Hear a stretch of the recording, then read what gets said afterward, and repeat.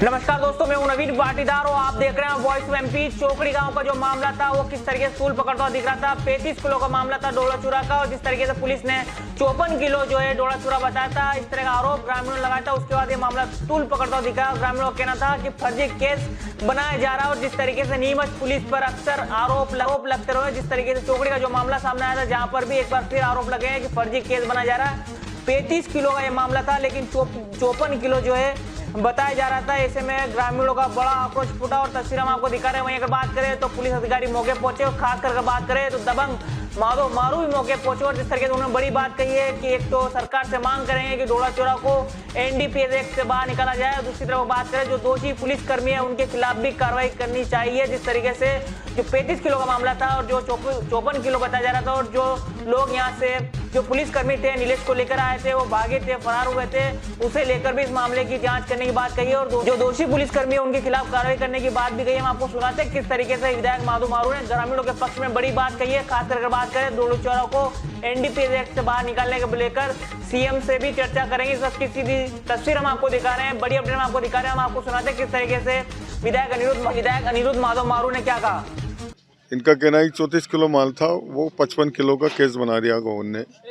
ये ऐसी जानकारी प्राप्त हुई, मुझे भी शाम को जानकारी मिली और अभी सूचना मिली है गांव वालों से, तभी मैं आया हूँ।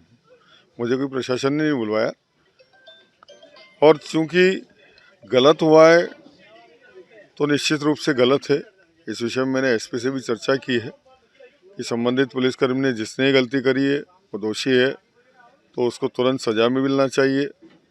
और जो इसमें इन्वॉल्व हैं, जो पुलिस वाले इस सारे काम में इन्वॉल्व हैं, उन सबको इसमें दोषी मानकर, और जिनने यहाँ पे हरकत करी, लेके भागने की कोशिश करी, गाड़ी का एक्सीडेंट भी किया, यहाँ लोगों को टक्कर भी लगी, उनके खिलाफ भी कार्रवाई होना चाहिए। जो पुलिस वाले यहाँ लोगों को दहशत में लाते हैं, ब्लैकमेल करने की कोशिश करते हैं, अवैध रूप से फंसाने की कोशिश करते हैं, उन सब पर रोक लगना चाहिए। नहीं, आश्वासन दिए, मतलब मेरी माइक वन से बात हुई और उनसे मैंने कहा कि आप तुरंत उस सीआई को भी हटाइए, और जो पुलिसकर्मी इसमें सहयोगी रहे हैं उन सबको आप हटाइए यहाँ से, और जिनका भी इन्वॉल्वमेंट रहा है, जो यहाँ आतंक फैलाते हैं, उन सब लोगों को यहाँ से हटाने की मैंने बात करी उनसे, और उन्होंने कहा कि मैं तुरंत ये कार्रवाई कर रहा हूँ।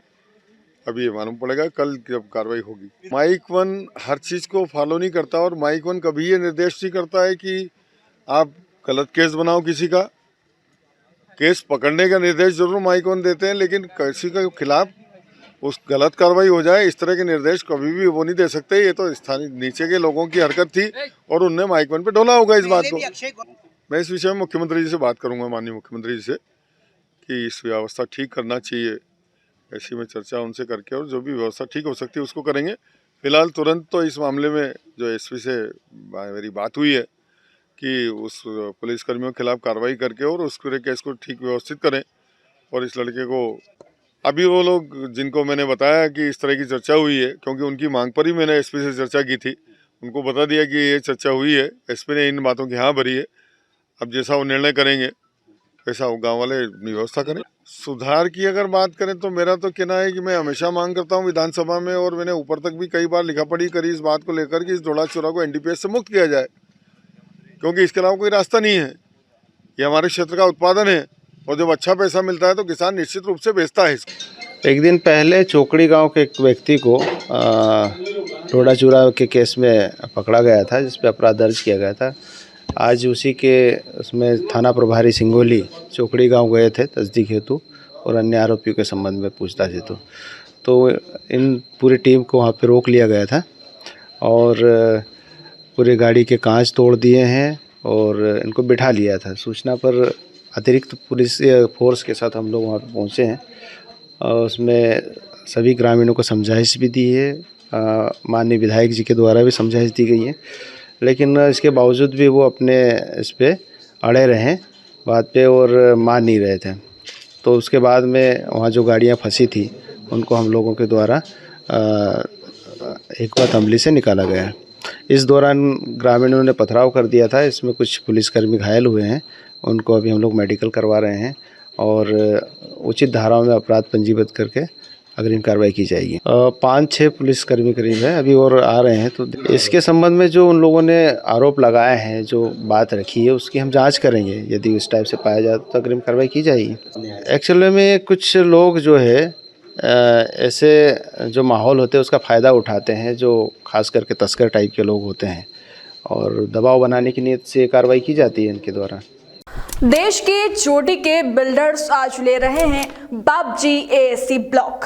बापजी इंडस्ट्रियल प्राइवेट लिमिटेड से एएसी ब्लॉक बना देश के बिल्डर्स की पहली पसंद, क्योंकि मजबूती में कोई नहीं दूर दूर तक। हमने देश में पहली बार बनाया 5 MPa स्ट्रेंथ का ब्लॉक। देश की 20 लैबोरेटरी में टेस्टिंग के बाद निकली हर जगह 5 MPa स्ट्रेंथ।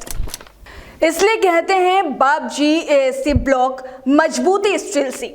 नीमच से गुना, उज्जैन, इंदौर, भोपाल, उदयपुर, बांसवाड़ा, अजमेर, बीकानेर तक बापजी एएसी ब्लॉक का बजा है डंका।